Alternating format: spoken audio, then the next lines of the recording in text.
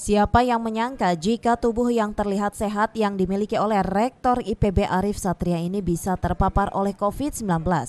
Gambar suasana mempraktekkan protokol kesehatan yang dilakukan oleh orang nomor 1 di jajaran Sivitas Akademika IPB ini saat dirinya belum dinyatakan terpapar COVID-19. Meski protokol kesehatan selalu dilakukannya sebelum dan sesudah melakukan berbagai aktivitas, namun ternyata paparan COVID-19 tetap masih bisa menyentuh Rektor IPB ini.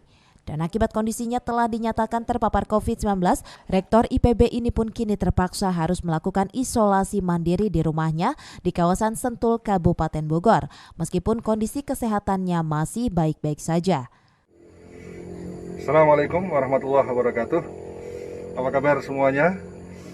Saya doakan semoga kita semua sehat walafiat, kita semua dikarunia keberkahan dan kesuksesan. Terus semangat dan salam sehat.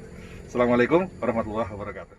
Paparan COVID-19 ini diduga menyerang Rektor IPB saat dirinya mengikuti berbagai kegiatan di wilayah Kota Bogor beberapa waktu lalu. Dari Bogor, Mande Jojar melaporkan.